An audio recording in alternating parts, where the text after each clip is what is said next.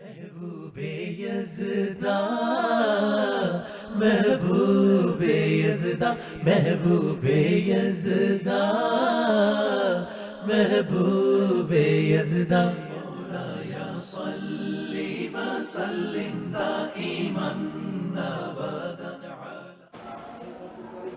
بسم اللہ الرحمن الرحیم نحمدہ ونصلی ونسلم علی رسولہ الکریم اما بعد فاعوذ باللہ من الشیطان الرجیم بسم اللہ الرحمن الرحیم عالم الغیب فلا یظہر علی غیبہ احدا الا من ارتضی من رسول صدق اللہ مولانا العظیم۔ احباب گرامی رفیقان ملت اسلامی، آج میں علم غیب کے حوالے سے کچھ گفتگو کرنا چاہتا ہوں۔ علم غیب کے بارے میں بھی عالمی سطح پر مسلمانوں میں ایک بڑا زوردار مار کارا بحث و تمہیز کا سلسلہ چل رہا ہے۔ ایک طبقہ وہ ہے جو سرکار کے لیے علم غیب کا اقرار کرتا ہے، سرکار کے لیے علم غیب مانتا ہے۔ ایک طبقہ وہ ہے جو سرکار دو عالم صلی اللہ علیہ وسلم کے لیے علم غیب نہیں مانتا، وہ انکار کرتے ہیں۔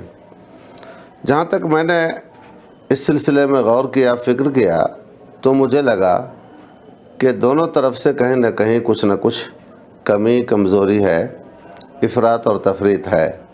اگر آدمی سنجیدگی سے فکری توانائی کو اس میں صرف کرے تو مجھے لگتا ہے کہ یہ نزاع ختم ہو جائے گا اور ایک نقطہ اتحاد پر دونوں طبقوں کا اتحاد ہو جائے گا، اتفاق ہو جائے گا۔ تو سب سے پہلے ہم اس پر جو گفتگو کریں گے، پہلے ہم علم غیب کہتے کس کو، غیب کہتے ہیں کس کو، اس پر ہم بات کر لیتے ہیں تھوڑی سی، تاکہ آنے والی گفتگو آپ کے دل و دماغ میں اچھی طرح بیٹھ سکے اور آپ کے ذہن نشین ہو سکے۔ سب سے پہلے یہ جان لیں کہ غیب کہتے کس کو ہیں۔ تو غیب کہتے ہیں ہر اس چھپی ہوئی چیز کو جس کا ادراک ہمارے حواس سے ظاہرہ نہ کر سکیں اور بلا دلیل بداہتاً عقل سے بھی وہ معلوم نہ ہو سکے۔ اب اس کو ذرا مثالوں کی روشنی میں آپ کو سمجھاؤں۔ حواس انسان کے پاس 5 ہیں، حواس ظاہرہ جن کو کہتے ہیں، حواس مطلب جس کو 5 قوتیں بھی کہہ سکتے ہیں آپ۔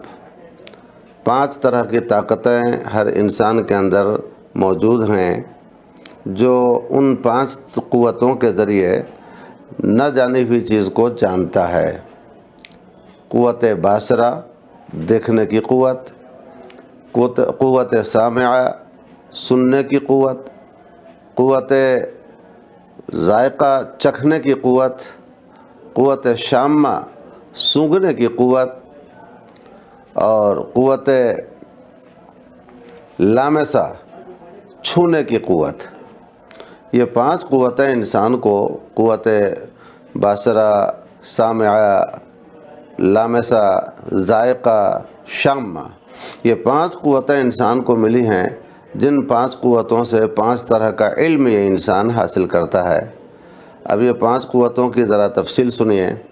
قوت باصرہ کا مطلب ہوا دیکھنے کی قوت، اور اس کے لیے اللہ تعالیٰ نے آنکھ عطا فرمائی ہے۔ اس آنکھ سے انسان دیکھنے کا کام کرتا ہے، اور اس قوت کے ذریعے آدمی کسی چیز کے کلر کا، اس کی سائز کا، اس کی لمبائی چوڑائی موٹائی کا، اس کے نیچے اوپر دائیں بائیں ہونے کا اندازہ کر لیتا ہے قوت باصرہ سے، اور کسی کی شکل کا، صورت کا، حسن و قبح کا اندازہ کرتا ہے قوت باصرہ کے ذریعے۔ یہی قوت باصرہ ہے جس کے ذریعے آدمی پرکھ لیتا ہے کہ یہ آدمی ہمارا بھائی ہے، یا ہمارا والد ہے، یا ہمارا چچا ہے، ہمارا دوست ہے۔ زید، عمر، بکر، خالد، محمود، رشید، ان تمام چیزوں کا جو ادراک کرتا ہے یہ انسان، یہ قوت باصرہ کے ذریعے۔ اگر آنکھ نہ رہے تو پھر کیسے سمجھے گا کہ یہ میرا بھائی ہے، یا میرا باپ ہے، یا میری ماں ہے، یا میری بیوی ہے، یا میری بہن ہے، یا میرا فلاں رشتہ دار ہے۔ یہ قوت باصرہ جو اللہ نے انسان کو عطا فرمائی ہے، آنکھ کی قوت سے اس بات کا وہ علم حاصل کرتا ہے۔ اگر کوئی آنکھ بند کر لے تو ہاتھ سے ٹٹول کے وہ نہیں معلوم کر پائے گا کہ کون آدمی کھڑا ہے ہمارے سامنے، نہ ہی وہ ہاتھ سے ٹٹول کے، نہ ہی وہ زبان سے اس کے بدن میں اپنی زبان لگا دے، منہ لگا دے، اس سے بھی نہیں اندازہ کر پائے گا، نہ ہی ناک سے سونگھ کر کے اندازہ کر پائے گا، اور بھی کسی قوت سے، کسی بھی دوسری طاقت سے اس کو اندازہ نہیں لگے گا، بلکہ آنکھ سے دیکھ کر کے اس کو اندازہ لگ جائے گا کہ یہ فلاں شخص ہے، فلاں آدمی ہے۔ آنکھ سے دیکھ کر کے اندازہ لگ جائے گا کہ اس چیز کا کلر لال ہے، سفید ہے، کالا ہے، پیلا ہے، نیلا ہے، سبز ہے، جو بھی ہے۔ تو یہ آنکھ سے اس کو پتہ چل جاتا ہے کہ اس چیز کا کلر کیسا ہے، آنکھ ہی سے پتہ چل جاتا ہے کہ اس چیز کی سائز کتنی ہے، 1 میٹر، 2 میٹر، 10 میٹر، اس کی گولائی، اس کا حجم، اس کی موٹائی، اس کا دبلا پن وغیرہ۔ تو یہ سب علوم ایسے ہیں جن کا ادراک انسان قوت باصرہ کے ذریعے کرتا ہے۔ قوت سامعہ، سننے کی قوت، اب یہ سننے کی قوت سے جو چیزیں معلوم ہوتی ہیں ان کا بھی ایک الگ دائرہ ہے، ان کی بھی ایک الگ فہرست ہے۔ آدمی کان سے سن کر کے معلوم کر لیتا ہے کہ یہ آدمی کی آواز ہے، یا بس کی آواز ہے، یا ٹرک کی آواز ہے، یا یہ گدھے کی آواز ہے، یا یہ گھوڑے کی آواز ہے، یا اس کے اپنے آدمی کی آواز ہے، یا غیروں کی آواز ہے، یہ زید کی آواز ہے، محمود کی آواز ہے، وغیرہ وغیرہ۔ تو یہ آدمی کان سے سن کے پتہ چلا لیتا ہے کہ یہ آواز کس کی ہے، اس کو قوت سامعہ کہتے ہیں۔ تو اس کے ذریعے بھی علم ہوتا ہے۔ اس طریقے سے قوت شامہ، سونگھنے کی قوت، اللہ نے انسان کو ناک میں سونگھنے کی قوت عطا فرمائی ہے۔ اس قوت کے ذریعے یہ صرف جو ہے ان چیزوں کا ادراک کر پائے گا جن کا تعلق سونگھنے سے ہے۔ مثلا عطر کی دکان پر آپ جائیں تو ظاہر بات ہے وہاں پر آپ ناک سے سونگھتے ہیں کہ اس عطر کی خوشبو کیسی ہے۔ ناک بند کر لیجئے اور آنکھ سے آپ معلوم کرنا چاہیے، نہیں پتہ چلے گا۔ کان کے پاس لے کے جائیے، نہیں معلوم ہو پائے گا۔ زبان سے چکھ کے جاننا چاہیے، نہیں جان پائیے گا۔ ہاتھ سے چھو کے جاننا چاہیے، نہیں جان پائیے گا۔ اب اس کی خوشبو کیسی ہے اور کس چیز کی خوشبو ہے؟ گلاب کی خوشبو ہے، کیوڑا کی خوشبو ہے، یا چمن یا رات کی رانی کی خوشبو ہے، یا عطر مجموعہ ہے، جنت الفردوس ہے، مشک ہے، کستوری ہے، کیا ہے؟ اس کا ادراک آپ کو قوت شامہ کے ذریعے ہوگا اور اسی سے آپ سمجھ پائیں گے کہ یہ کیا چیز ہے۔ اس طریقے سے آپ قیاس کرتے چلے جائیں، جن چیزوں کا ادراک ناک کے ذریعے ہوتا ہے، سونگھ کر کے ہوتا ہے، اس کی بھی ایک لمبی فہرست ہے۔ میں نے 2-4 مثالیں دی، آپ خوب سمجھ سکتے ہیں۔ آگے بڑھتے ہیں۔ کھانا میں نمک تیز ہے یا برابر ہے یا کم ہے، یہ چیز کھٹی ہے یا میٹھی ہے یا کڑوی ہے، اس چیز کا ادراک آپ کو آنکھ سے نہیں ہوگا، ناک سے بھی نہیں ہوگا، کان سے بھی نہیں ہوگا۔ اس کے لیے آپ کو زبان پہ چکھنا پڑے گا، زبان سے آپ کو معلوم کرنا پڑے گا کہ اس میں نمک کم ہے یا زیادہ ہے یا برابر ہے، یہ چیز کھٹی ہے یا میٹھی ہے، یہ چیز ترش ہے، کڑوی ہے، جو بھی ہے، اس کا ادراک آپ کو زبان سے، قوت ذائقہ سے ہو پائے گا۔ اس طریقے سے آپ جلدی جلدی آگے بڑھتے جائیں، اس کو بھی آپ لمبی فہرست میں دیکھ لیں گے۔ پھر قوت لامسہ کے ذریعے آدمی کسی چیز کے نرمی کا، گرمی کا اندازہ کر لیتا ہے، کون چیز گرم ہے، کون چیز سرد ہے، کون چیز نرم ہے، کون چیز گداز ہے۔ اس کا ادراک اللہ تبارک و تعالیٰ نے کرنے کے لیے آپ کے اندر قوت لامسہ عطا فرمائی ہے۔ تو یہ 5 حواس ظاہرہ ہیں۔ ان کو میں نے اس لیے سمجھا دیا کہ علم غیب سمجھنے میں ان چیزوں کی ضرورت پڑے گی۔ تو اب آپ یہاں پہ یہ سمجھ لیں کہ ان 5 حواس کے ذریعے جن چیزوں کا ادراک ہو جائے وہ غیب نہیں ہے۔ ہم کو کسی بھی چیز کے بارے میں کھٹی یا میٹھی ہونے کا جو علم ہوتا ہے تو اس کو علم غیب نہیں کہا جائے گا۔ کوئی کالا ہے یا گورا ہے، ہم قوت باصرہ سے دیکھ لیتے ہیں اور سمجھ لیتے ہیں کہ یہ گورا ہے یا کالا ہے، تو اس علم کو بھی علم غیب نہیں کہا جائے گا۔ ناک سے سونگھ کر کے ہم خوشبو بدبو کا پتہ کر لیتے ہیں تو اس کو بھی علم غیب نہیں کہا جائے گا۔ ہاتھ سے چھو کر کے کسی چیز کی صلابت کا یا اس کے گداز پن کا اندازہ کر لیتے ہیں تو اس کو بھی علم غیب نہیں کہا جائے گا۔ علم غیب کیا ہے؟ وہ چھپی ہوئی چیز ہے جو ان حواس خمسہ کے ذریعے، حواس ظاہرہ کے ذریعے نہ معلوم ہو سکے اور بداہتاً بلا دلیل عقل سے بھی نہ معلوم ہو سکے۔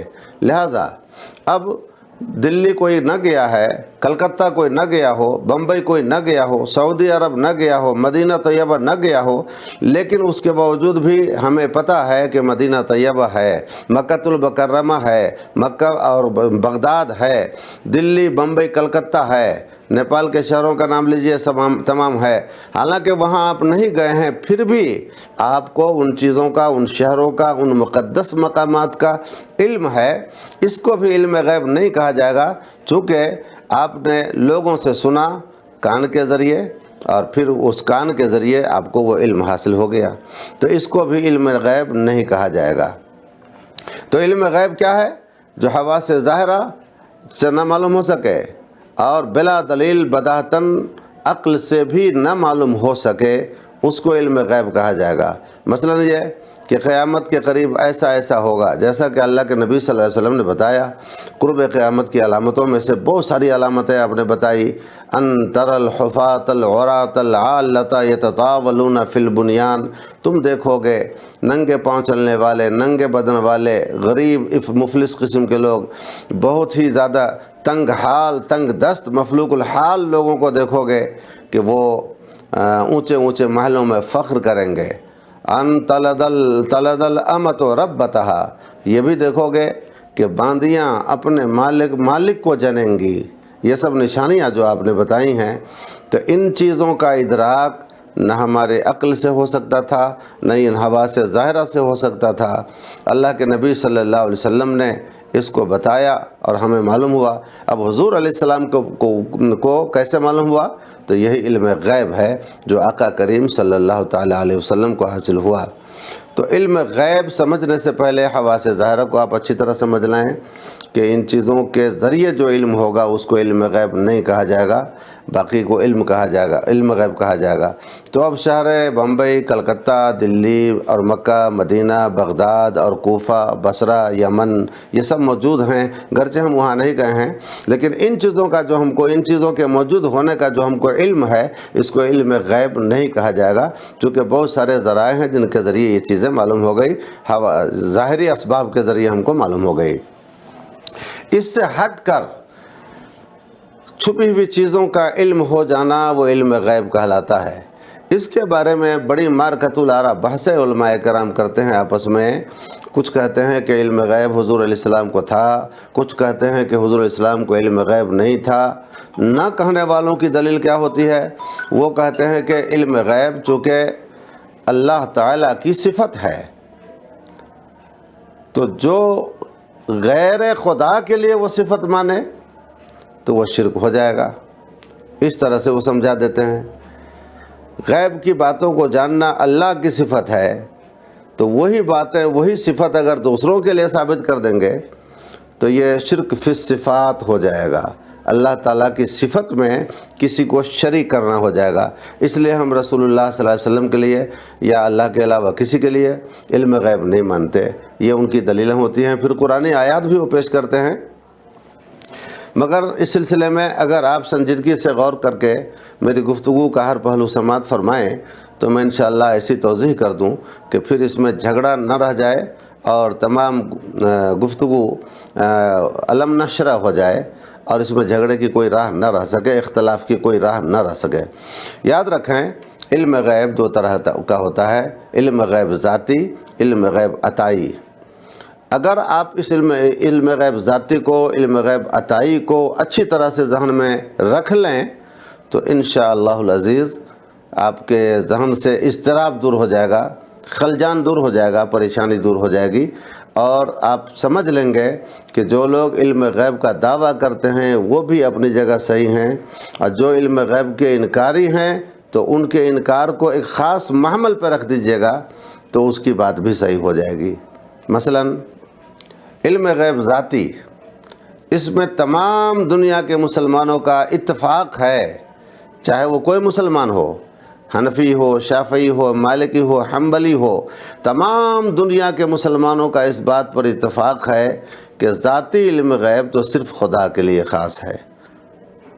ذاتی علم غیب کا مطلب، ذاتی علم غیب وہ کہ کسی کو کے دیے بغیر رہے، کسی کے عطا کیے بغیر رہے، کوئی اس کو دے نہیں، خود بخود بذات خود وہ علم ہو، تو یہ ذاتی علم غیب کہلاتا ہے، اور یہ صرف خدا کے ساتھ خاص ہے۔ خدا تعالیٰ کو کے لیے جو علم غیب کا اعتقاد ہم کرتے ہیں، اس میں ذاتی، ازلی، ابدی، دائمی، غیر مسبوق بالعدم، غیر مخلوق، لامحدود، یعنی اللہ تعالیٰ کو جو علم غیب حاصل ہے وہ لامحدود ہے، غیر مسبوق بالعدم ہے، یعنی کوئی ایسا لمحہ نہ گزرا کہ جس لمحہ میں اللہ تعالیٰ کو وہ علم نہ رہا ہو، ایسا کوئی ایک لمحہ بھی نہیں گزرا، وہ غیر مسبوق بالعدم۔ قدیم، یعنی ایسا نہیں کہ اللہ تعالیٰ کا جو علم ہے وہ حادث ہے، یعنی پہلے نہ تھا بعد میں ہوا، ایسا بھی نہیں، بلکہ ہمیشہ سے ہے، ہمیشہ رہے گا۔ تو علم غیب ذاتی، قدیم، غیر مسبوق بالعدم اور غیر محدود، اس کے لیے اس کے علم کی کوئی حد بھی نہیں ہے کہ یہاں سے لے کے یہاں تک، حد بھی نہیں ہے۔ یہ سب قیدیں رہیں گی اللہ تعالیٰ کے لیے جب علم غیب کا اعتقاد کریں گے، تو یہ ساری قیدیں اس کے ساتھ ملحوظ رہیں گی، اور ظاہر بات ہے کہ ان قیدوں کے ساتھ اللہ تعالیٰ کے سوا کسی کو بھی علم غیب حاصل نہیں ہے۔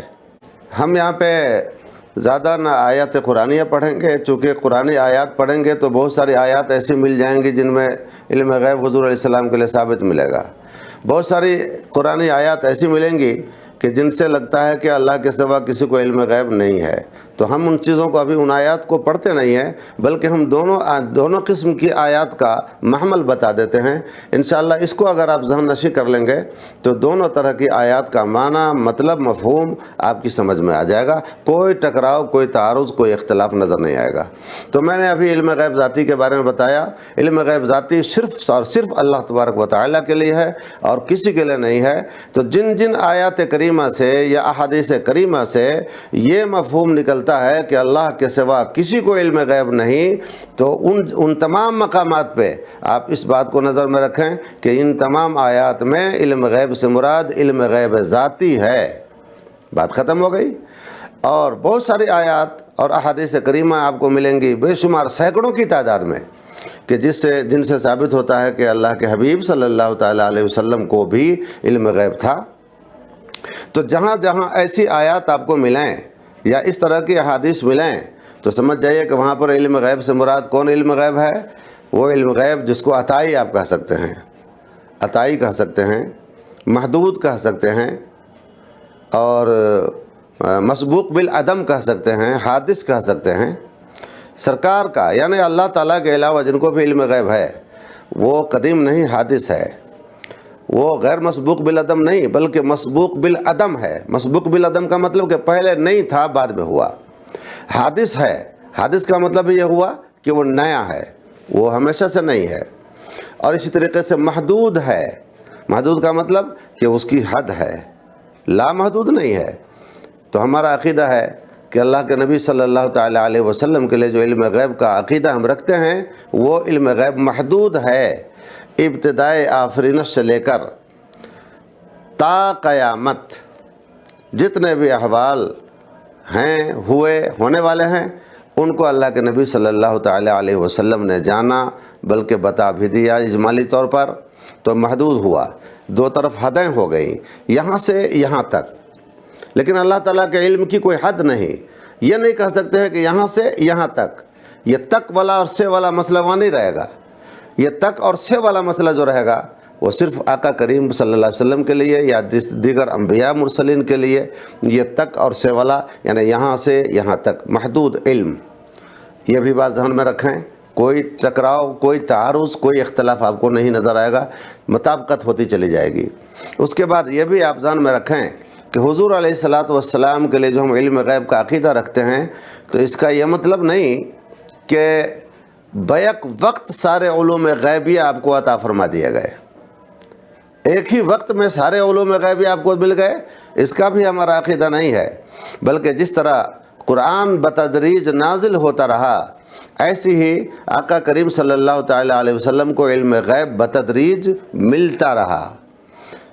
اس سے اب ان اعتراضات کا جواب بھی آپ کو مل جائے گا کہ بعض واقعات کو لے کر کے یا بعض جزوی معاملات کو لے کر کے کچھ لوگ اعتراض کرتے ہیں، اگر حضور کو علم ہوتا تو یہاں پر آپ نے کیوں نہ بتایا، حضور کو علم ہوتا تو یہاں پہ کیوں نہ بتایا، حضور یہاں پر ایسا کیوں کر گئے، وغیرہ وغیرہ۔ تو آپ کو یہ سمجھ میں آ جانا چاہیے کہ ہم تمام علوم غیبیہ کو بیک وقت حضور علیہ السلام کے لیے مل جانے کا دعویٰ نہیں کرتے ہیں۔ تو کچھ ایسے واقعات ہو سکتے ہیں کہ جن کو حضور نے نہیں بتایا ہو، تو اس وقت کے لیے ہم کہہ سکتے ہیں کہ اس وقت حضور کو وہ علم غیب نہ رہا ہو، لیکن اتنی بات طے ہے کہ آقا کریم صلی اللہ تعالیٰ علیہ وسلم اخیر تک نزول قرآن کا سلسلہ ختم جہاں ہوا، وہاں تک آپ کو تمام علوم غیبیہ، محدود عطائی علوم غیبیہ اللہ تبارک و تعالیٰ نے عطا فرما دیے، اور کچھ باقی نہ رہا، خشک و تر سے کچھ بھی باقی نہ رہا۔ تمام عالم علویات، عالم سفلیات کو آپ صلی اللہ تعالیٰ علیہ وسلم نے جان لیا، قیامت تک کے علوم آپ کو دے دیے گئے۔ اگر ان کچھ باتوں کو اگر آپ نے ذہن میں رکھا تو بہت سارے اعتراضات خود بخود آپ کے دفع ہو جائیں گے، اور انشاءاللہ ان دونوں قسم کی آیات میں مطابقت بھی آپ کو نظر آئے گی۔ خلاصہ کلام یہ ہوا کہ جن آیات کریمہ میں علم غیب کا انکار ہے اللہ کے علاوہ کے لیے، تو وہاں علم غیب ذاتی مراد ہے، اور جن آیات کریمہ میں اللہ کے علاوہ کے لیے بھی دوسرے کے لیے علم غیب کا اثبات ہے، ہمارے حضور علیہ السلام کے لیے علم غیب کا اثبات ہے، تو سمجھ جائیے کہ وہاں پر علم غیب عطائی مراد ہے، محدود، مسبوق بالعدم، حادث، یہ اس طرح کا علم مراد ہے۔ اور بے شک آقا کریم صلی اللہ تعالیٰ علیہ وسلم کے کچھ ایسے واقعات ہیں، کچھ کیا بہت کثرت سے ایسے واقعات ہیں جن سے علم غیب بتانا، جاننا آپ کا ثابت ہوتا ہے۔ ایک بات اور بتاؤں، ابھی میں نے بتایا تھا قسط اول میں کہ حواس ظاہرہ سے جو چیز معلوم نہ ہو سکے وہ علم غیب ہے، اور بداہتاً بلا دلیل عقل سے بھی نہ معلوم ہو سکے۔ میں نے بتایا تھا کہ قوت شامہ کے ذریعے سونگھنے کا علم ہوتا ہے، اور کس چیز میں خوشبو ہے، بدبو ہے، اس کا علم جو ہے ناک کے ذریعے، قوت شامہ کے ذریعے ہوتا ہے، اور آنکھ کے ذریعے کیا، مبصرات کا علم ہوتا ہے، جو چیزیں دائرہ نظر میں آ سکیں ان کا علم ہوتا ہے۔ لیکن اس میں ایک بات اور بھی آپ کو بڑھاؤں کہ قوت شامہ کے لیے بھی ایک محدود ایک حد ہوتی ہے کہ اتنی دور میں اس کی قوت شامہ کام کر سکتی ہے۔ قوت باصرہ کے لیے بھی ایک حد ہوتی ہے کہ اتنی دور تک کی چیزوں کو یہ آنکھ ادراک کر سکتی ہے۔ قوت سامعہ کے لیے بھی ایک حد بنی ہوئی ہے کہ اس کی قوت سماعت کتنی دور کی مسموعات کو کیچ کر سکتی ہے، ٹھیک ہے؟ تو اگر اپنے دائرے سے باہر کی چیز کو اگر یہی قوت شامہ یا قوت باصرہ یا قوت سامعہ معلوم کر لے تو پھر وہ علم غیب ہو جائے گا۔ مثلا کانوں کے لیے ایک دائرہ ہے، ایک جہت، ایک حد بنی ہوئی ہے کہ اتنی دور تک کی آواز کو یہ کان سن سکتا ہے، اگر اس حد سے باہر کو سن لے تو پھر یہ علم غیب ہو جائے گا۔ جیسے کہ حضرت فاروق اعظم خلیفہ دوم سیدنا عمر فاروق اعظم رضی اللہ تعالیٰ عنہ کے بارے میں یہ واقعہ مشہور ہے کہ لشکر اسلام نہاوند کی سرزمین پر برسر پیکار تھا، اور اس کے سپہ سالار حضرت ساریہ تھے۔ جناب ساریہ دشمنوں کے نرغے میں آ چکے تھے، لشکر اسلام پسپائی کی حالت میں آ چکا تھا۔ حضرت فاروق اعظم رضی اللہ تعالیٰ عنہ نے مدینہ منورہ میں خطبہ دینے کے وقت میں جمعہ کے دن بحالت خطبہ اس منظر کو دیکھ لیا، اور پھر یہیں سے آواز لگائی، یا ساریہ الجبل، اے ساریہ پہاڑ کی پناہ لے لے۔ یہاں پر ساریہ 80 میل کی دوری پر مدینہ طیبہ سے تقریباً 80 میل کی دوری پر وہ سرزمین ہے، اور وہاں جنگ لڑی جا رہی تھی۔ اب ظاہر بات ہے یہ آنکھ کے دائرہ بصارت سے باہر کی چیز ہے، اتنی دور تک یہ انسان نہیں دیکھ سکتا۔ کتنے جنگلات ہیں، پہاڑ ہیں، بیچ میں لمبا فاصلہ ہے۔ اگر جنگلات نہ بھی ہوں، پہاڑ نہ بھی ہو، تو اتنی دور کی چھوٹی چھوٹی چیزیں اور بدن انسانی کی جو قد ہے وہ کیسے نظر آ سکتی تھی؟ تو اتنی دور کی چیزوں کو، منظر کو دیکھ لینا یہ بھی ایک علم غیب ہے، کیونکہ آنکھ کے دائرہ اثر سے وہ باہر ہے۔ آنکھ کا جو دائرہ ہے دیکھنے کا، اس دائرے سے وہ باہر کا منظر تھا، تو اتنی دور کے منظر کو دیکھ لینا یہ حضرت فاروق اعظم رضی اللہ تعالی عنہ کے لیے علم غیب ہے۔ پھر انہوں نے زبان سے فرمایا، یا ساریہ الجبل، اے ساریہ پہاڑ کی پناہ لے۔ اس آواز کو جناب حضرت ساریہ نے نہاوند کی سرزمین پر سن لیا۔ اب ظاہر بات ہے کہ کان کے لیے جو قوت سماعت ہے اللہ تبارک و تعالیٰ نے دی ہوئی، اس کی سماعت کا بھی ایک دائرہ ہے، ایک حد ہے۔ اس حد سے باہر اگر یہ سن لے تو پھر یہ علم غیب ہو جائے گا۔ تو جناب ساریہ کے لیے بھی علم غیب ثابت ہو گیا کہ انہوں نے اتنی دور کی آواز کو سن لیا جو اس کی قوت سماعت سے کہ دائرہ اثر سے باہر کی آواز تھی، اس کو انہوں نے سن لیا۔ اسی طریقے سے جو چیزیں سن کر معلوم ہو سکنے والی ہوں، اگر آنکھ سے ان چیزوں کا ادراک ہو جائے تو یہ بھی علم غیب ہو جائے گا۔ اسی طریقے سے جن چیزوں کا تعلق مبصرات سے ہے، یعنی آنکھوں سے دیکھ کر جن چیزوں کا علم ہوگا، اگر اس کو یہ کان دیکھ لے، کان سن لے، تو وہ بھی علم غیب ہو جائے گا۔ جو چیزیں قوت شامہ سے تعلق رکھتی ہیں، یعنی سونگ کر جن چیزوں کا علم ہوگا، اس کو اگر آنکھ پتہ کر لے تو یہ بھی علم غیب ہو جائے گا۔ جیسے کہ حضرت امام اعظم رضی اللہ تعالی عنہ پانی کے، وضو کے پانی سے کا کلر دیکھ کر، وضو کے پانی کا رنگ اور کلر دیکھ کر معلوم کر لیتے تھے کہ یہ کون سا گناہ کر کے آ رہا ہے۔ ظاہر بات ہے اب یہ گناہ کون سا کر کے آ رہا ہے، اس کا اثر پانی میں دیکھ لینا یہ علم غیب ہے۔ چونکہ گناہ تو کیا تھا پردے میں، پھر اس گناہ کا اثر بدن انسانی پہ جو آتا ہے اس کو قوت ظاہری سے ہم نہیں سمجھ پا سکتے ہیں۔ نہ آنکھ اس کو دیکھ سکتی ہے، نہ کان، نہ زبان، نہ آنکھ، نہ کان، نہ قوت لامسہ۔ اس کو امام اعظم رضی اللہ تعالی عنہ نے دیکھ لیا تو یہ بھی علم غیب ہو گیا۔ غرض کہ بتانا کا مقصد میرا یہ ہے، بتانا یہ چاہ رہا ہوں کہ یہ جو حواس ظاہرہ ہیں، 5 قوتیں ہمارے اندر اللہ تبارک و تعالیٰ نے ودیعت کی ہیں، رکھی ہیں، تو ان 5 قوتوں کا بھی دائرہ کار ہے، دائرہ اثر ہے، دائرہ عمل ہے، دائرہ دخل ہے۔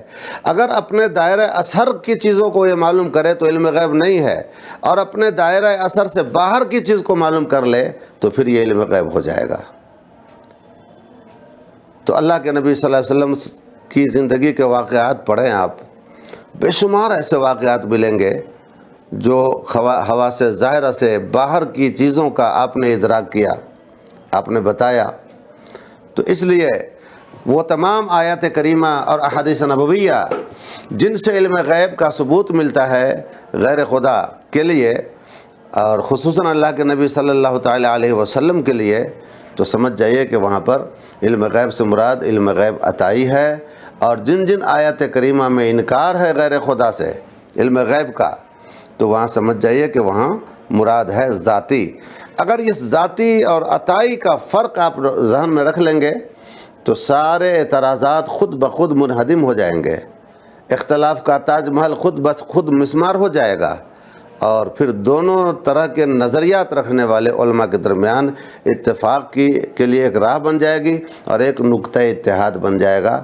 اب بعض علم غیب کا انکار تو کوئی بھی نہیں کر سکتا۔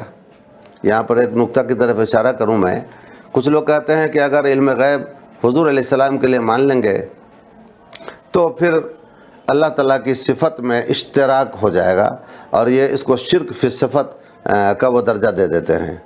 مگر میں بڑا حیران ہوں ان حضرات کے اس اعتراض پہ کہ کس طرح وہ اعتراض کرتے ہیں۔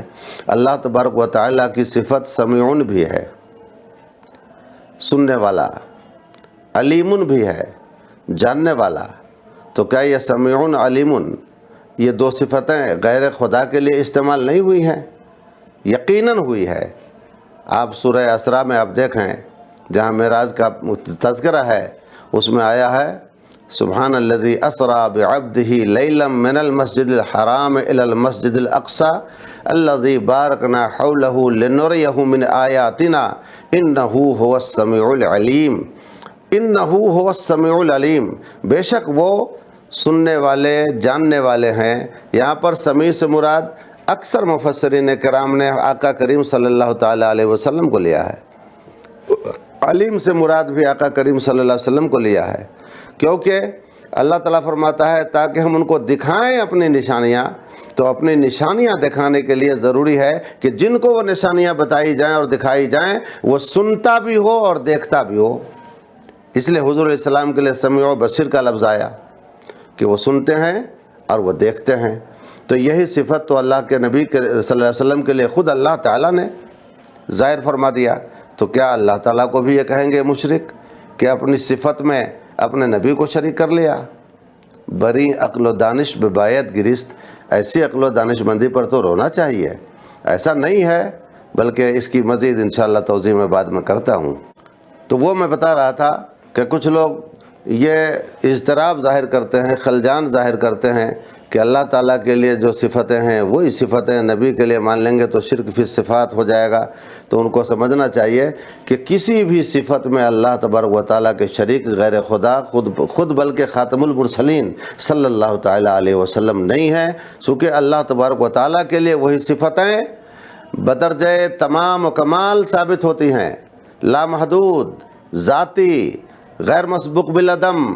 اور وہی صفتیں اگر اللہ کے نبی کے لیے یا غیر خدا کے لیے ثابت ہوتی ہیں تو اس میں محدود وہ صفت ہوتی ہے، وہ زمانے کے ساتھ محدود، وقت کے ساتھ محدود، اور پھر یہ حادث ہوتی ہیں، مسبوق بالعدم ہوتی ہیں، غیر قدیم ہوتی ہیں، غیر ازلی غیر ابدی ہوتی ہے۔ اب ایک بہت ہی کھلی ہوئی مثال میں آپ کو دے دوں۔ ہم لوگ بولتے ہیں اللہ تعالیٰ کے لیے بھی موجود بولتے ہیں، اللہ موجود ہے، اور یہی لفظ موجود ہم اپنے دیگر لوگوں کے لیے زمین آسمان کے لیے بھی بولتے ہیں، آسمان موجود ہے، زمین موجود ہے، جنت دوزخ موجود ہے۔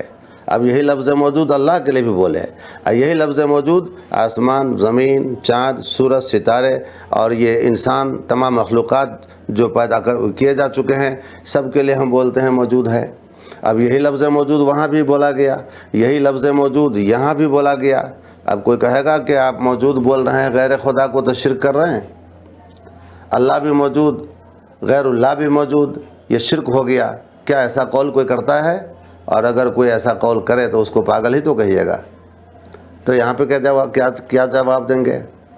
اللہ موجود والسماء موجود والارض موجودۃ والعرش موجود وغیرہ وغیرہ تمام آپ کہہ سکتے ہیں۔ یہی لفظ موجود وہاں، یہی لفظ موجود یہاں، لیکن اس جگہ فرق رہے گا کہ لفظ موجود کی نسبت اگر ذات الہ کی طرف کی جاتی ہے، ذات خدا کی طرف کی جاتی ہے، تو وہاں سے مراد وہ وجود ہے جو وجود ازلی ہے، وجود ابدی ہے، غیر مسبوق بالعدم ہے، وجود ذاتی ہے، وہ غیر فانی ہے، وہ ہمیشہ ہمیشہ رہنے والا وجود مراد ہے۔ تو اللہ تعالیٰ کی طرف جب یہی لفظ موجود منسوب ہوگا تو اللہ کی ذات کے اعتبار سے اس کے اندر معنی مطلب رہے گا، اور پھر یہی لفظ موجود جب غیر خدا کی طرف منسوب ہوگا تو اس میں بڑی خفت ہوگی، بڑا ذوف ہوگا، یعنی حادث موجود تو ہے مگر حادث، موجود تو ہے مگر دائمی نہیں، ابدی نہیں، فانی۔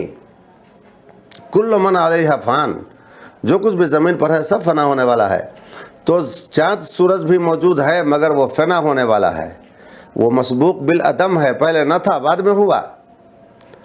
اور اللہ بھی موجود ہے مگر اس کے لیے فنا نہیں، اس کے لیے کوئی حد نہیں، اس کے لیے ہمیشہ بقا ہے۔ تو لفظ موجود میں جس طرح ہم معنی کا فرق سمجھ لیتے ہیں کہ یہی لفظ موجود جب اللہ کے لیے بولا جائے تو وہاں اور مطلب ہوتا ہے، یہی لفظ موجود اگر غیر اللہ کے لیے بولا جائے تو اور مطلب ہوتا ہے۔ تو جب یہاں ہم تعویل کر لیتے ہیں تو وہاں کیوں نہیں تعویل کریں گے کہ علم غیب کی نسبت جب اللہ کی طرف کی جائے تو وہاں اور مطلب ہوتا ہے، اور جب رسول اللہ کی طرف اس کی نسبت کی جائے تو یہاں اور مطلب ہو جاتا ہے۔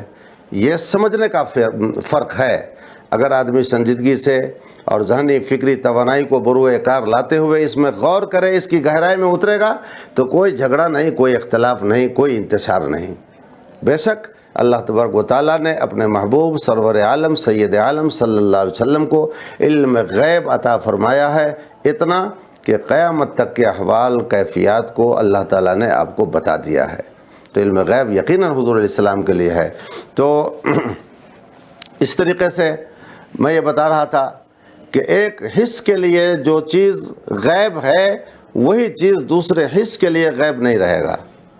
جیسے کان سے سن کر کے ہم آواز کا پتہ کرتے ہیں کہ یہ خالد کی آواز ہے یا محمود کی آواز ہے، اگر وہی چیز ہماری ناک معلوم کر لے تو یہاں پہ بھی علم غیب ہو جائے گا۔ وہ ناک کے ذریعے جس چیزوں کا ہم علم حاصل کرتے ہیں وہی چیز اگر کان کے ذریعے معلوم کر لے تو وہ علم غیب ہو جائے گا۔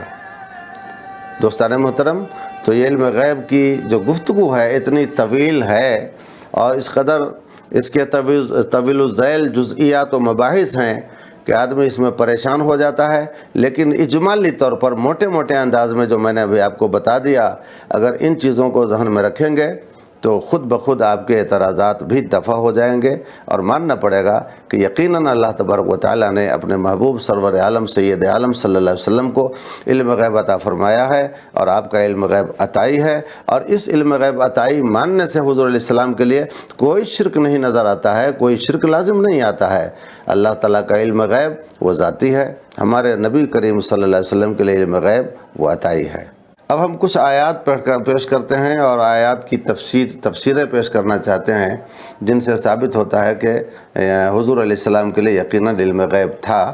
اب ذرا دیکھیں، پہلی آیت پیش کرتا ہوں، وَعَلَّمَ آدَمَ الْأَسْمَاءَ كُلَّهَا ثُمَّ عَرَضَهُمْ عَلَى الْمَلَائِكَةِ، اور اللہ تعالیٰ نے آدم کو تمام اشیاء کے نام سکھائے، پھر سب اشیاء ملائکہ پر پیش کی۔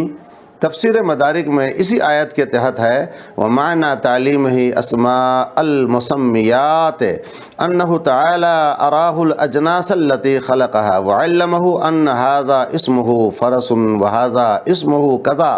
وعن ابن عباس علمه اسم كل شيء حتى القصعة والمغرفة۔ حضرت آدم علیہ السلام کو تمام چیزوں کے نام بتانے کے معنی یہ ہیں کہ رب تعالیٰ نے ان کو وہ تمام جنسیں دکھا دیں جس کو پیدا کیا ہے، اور ان کو بتا دیا کہ اس کا نام گھوڑا اور اس کا نام اونٹ اور اس کا نام فلاں۔ حضرت ابن عباس رضی اللہ تعالیٰ عنہ سے مروی ہے کہ ان کو ہر چیز کے نام سکھا دیے، یہاں تک کہ پیالہ اور ڈوئی کے بھی۔ تفسیر خاضر میں اسی آیت کریمہ کے تحت یہ مضمون بیان فرمایا، اور اتنا اور بھی زیادہ فرمایا، وقیل علم آدم الاسماء الملائکہ وقیل اسماء ذریتہ وقیل علمہ اللغات کلہا۔ کہا گیا ہے کہ حضرت آدم علیہ السلام کو تمام فرشتوں کے نام سکھا دیے، اور کہا گیا ہے کہ ان کی اولاد کے نام، اور کہا گیا ہے کہ ان کو تمام زبانیں سکھا دیں۔ تفسیر کبیر میں اسی آیت کریمہ کے تحت ہے قولہ اے علمہ صفات الاشیاء ونعوتها وهو المشهور أن المراد أسماء كل شيء من خلق من أجناس المحدثات من جميع اللغات المختلفة التي يتكلم بها ولد آدم اليوم من العربية والفارسية والروبية وغيرها۔ آدم علیہ السلام کو تمام چیزوں کے اوصاف اور ان کے حالات سکھا دیے، اور یہی مشہور ہے کہ مراد مخلوق میں سے ہر حادث کی جنس کے سارے نام ہیں جو مختلف زبانوں میں ہوں گے، جن کو اولاد آدم آج تک بول رہی ہے۔ اللہ اکبر۔ اب حضرت آدم علیہ السلام کو تمام چیزوں کے نام، ان کے مسمیات کے نام، تمام جنسوں کے نام، تمام زبانوں کے نام، ایک ایک چیز کی اگر 100 نام ہیں پوری دنیا میں تو 100 نام اللہ تبارک و تعالیٰ نے حضرت آدم کو بتا دیے۔ ابھی بتائیے 101 چیز کا، عرب میں اس کا کچھ اور نام، نیپال میں کچھ اور نام، امریکہ میں اور نام، ہندوستان میں اور نام، ہندوستان کے مختلف علاقوں میں اور نام۔ اگر آپ دیکھتے جائیں تو ایک چیز کے اگر پورے عالمی سطح کا پر جائزہ لیں گے ایک چیز کا، تو ایک ہی چیز کا 100 200 300 500 نام بھی ہو سکتے ہیں۔ تو حضرت آدم علیہ السلام کو اللہ تبارک و تعالیٰ نے تمام چیزوں کے نام بھی بتا دیے، اور جتنی زبانوں میں ان کے نام جتنے تھے اور قیامت تک بولے جائیں گے، زبانوں میں جتنی تبدیلیاں بھی آئیں گی، تو تمام تبدیلیوں کے بعد بھی آنے والے نام کو اللہ تعالیٰ نے حضرت آدم کو بتا دیا۔ یہ علم غیب ہے کہ نہیں؟ یقیناً ہے۔ اور اس پر مختلف تفسیریں اور بھی آتی ہیں جو بڑی تفصیل طلب ہیں۔ تو اس سے پتہ چلا کہ اللہ تبارک و تعالیٰ نے علم غیب حضرت آدم کو عطا فرمایا، اور یہ عقیدہ مسلم ہے کہ تمام انبیاء کے علوم کے مجموعہ کو ایک طرف کر دیجئے اور آقا کریم صلی اللہ تعالی وسلم کے علم کو ایک طرف کیجئے، تو مجموعی علم سے میرے سرکار کا انفرادی علم بڑھ جائے گا۔ آگے بڑھتے ہیں، ہم دوسری آیت کریمہ پیش کرتے ہیں۔ وَجِئْنَا بِكَ عَلَىٰ هَٰؤُلَاءِ شَهِيدًا، اور اے محبوب تم کو ان سب پر نگہبان بنا کر لائیں گے۔ تفسیر نشاپوری میں اسی آیت کے ماتحت ہے لِأَنَّ رُوحَهُ علیہ السلام شاہد علی جمیع الارواح والقلوب والنفوس بقولہ علیہ السلام اول ما خلق اللہ نوری، اس لیے کہ حضور علیہ السلام کی روح مبارک تمام روحوں اور دلوں اور نفسوں کو دیکھنے والی ہے، کیونکہ حضور علیہ السلام نے فرمایا کہ اللہ نے جو پہلے پیدا فرمایا وہ میرا نور ہے۔ تفسیر روح البیان میں اسی آیت کریمہ کے تحت ہے وَعَلَمْ أَنَّهُ يُعْرَضُ عَلَى النَّبِيِّ عَلَيْهِ السَّلَامُ أَعْمَالُ أُمَّتِهِ غَدْوَةً وَعَشِيًّا فَيَعْرِفُهُمْ بِسِيمَاهُمْ أَعْمَالَهُمْ فَلِذَلِكَ يَشْهَدُ عَلَيْهِمْ، یعنی حضور علیہ السلام پر آپ کی امت کے اعمال صبح و شام پیش کیے جاتے ہیں۔ اللہ اکبر۔ لہٰذا آپ امت کو ان کی علامات سے جانتے ہیں اور ان کے اعمال کو بھی، اس لیے آپ ان پر گواہی دیں گے۔ اب اندازہ فرمائیے، امت کے اعمال کو اللہ کے نبی صلی اللہ علیہ وسلم پر پیش کیا گیا۔ اعمال کبھی حضور علیہ السلام کے سامنے بھی ہوتے تھے اور حضور کے غائبانے میں بھی ہوتے تھے، حضور کے پیچھے بھی ہوتے تھے، حضور کے عدم موجودگی میں بھی ہوتے تھے۔ اب کون صحابی، کون آپ کی امتی کیا کر رہا ہے، وہ سارے کے سارے اعمال آپ پر پیش کیے جاتے ہیں۔ یہ بتائیے علم غیب ہے کہ نہیں ہے؟ اسی طریقے سے آپ لیجئے من ذا الذی یشفع عندہ الا باذنہ یعلم ما بین ایدیہم وما خلفہم، وہ کون ہے جو اس کے یہاں شفاعت کرے بغیر اس کے حکم کے، جانتا ہے جو کچھ ان کے آگے ہے اور جو کچھ ان کے پیچھے ہے۔ اب اس آیت کریمہ کے تحت تفسیر نشاپوری میں آیا یعلم محمد صلی اللہ تعالی علیہ وسلم ما بین ایدیہم من اولیات الامر قبل الخلائق وما خلفہم من احوال القیامہ، حضور صلی اللہ علیہ وسلم مخلوق کے پہلے اولین معاملات بھی جانتے ہیں، اور جو مخلوق کے بعد قیامت کے احوال ہیں وہ بھی جانتے ہیں۔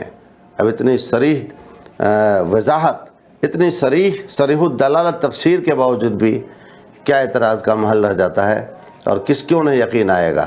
یہ تو تفسیر نشاپوری کے تحت میں نے بیان کیا۔ اب لیجئے روح البیان، تفسیر روح البیان میں اسی آیت کریمہ کے تحت کیا ہے؟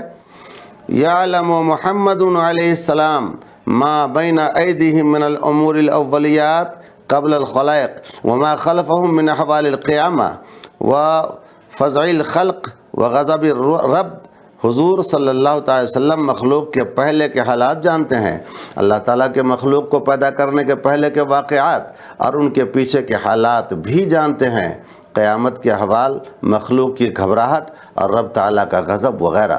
جو کچھ گھبراہٹیں ہوں گی، پریشانیاں ہوں گی امت کے ساتھ، اور اللہ تبارک و تعالیٰ کا غضب و قہر کس انداز پر ہوگا، وہ جو آنے والا ہے، ان تمام کو اللہ کے حبیب صلی اللہ تعالیٰ علیہ وسلم جانتے ہیں۔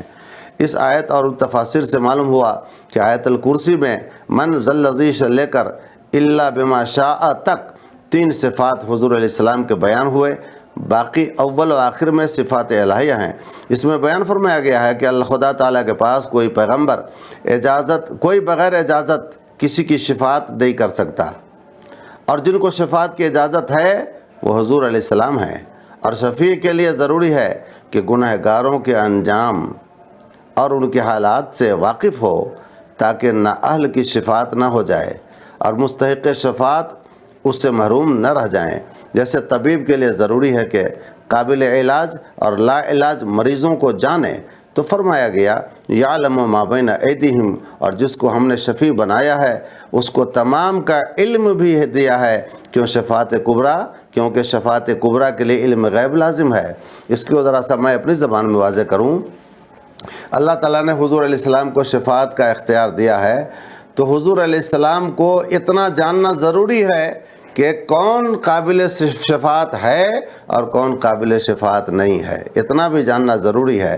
اگر کوئی قابل شفاعت نہ ہے تو اس کی شفاعت حضور کیسے کر سکتے ہیں جبکہ اس کو جہنم میں جانا ہے، اور جو قابل شفاعت ہیں ان کی شفاعت حضور کیسے نہ کریں؟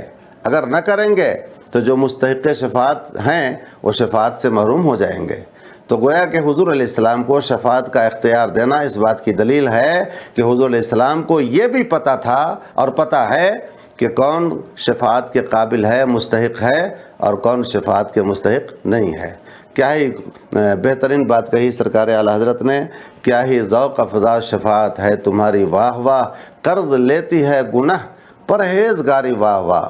یعنی میدان محشر میں جب حضور علیہ السلام شفاعت فرما رہے ہوں گے تو جو لوگ گناہ جن کو سفارش نہیں کریں گے حضور، ان کو بھی شوق پیدا ہوگا کہ کاش ہمارے پلے بھی گناہ ہوتا اور اس گناہ کی وجہ سے آقا ہماری سفارش فرماتے، تو یہ بڑی ہمارے لیے کرامت بن جاتی، شرافت بن جاتی، باعث عزت بن جاتی، حضور کی توجہ ہماری طرف ہو جاتی۔ کاش ہمارے پاس بھی گناہ ہوتا کہ حضور سفارش کرتے۔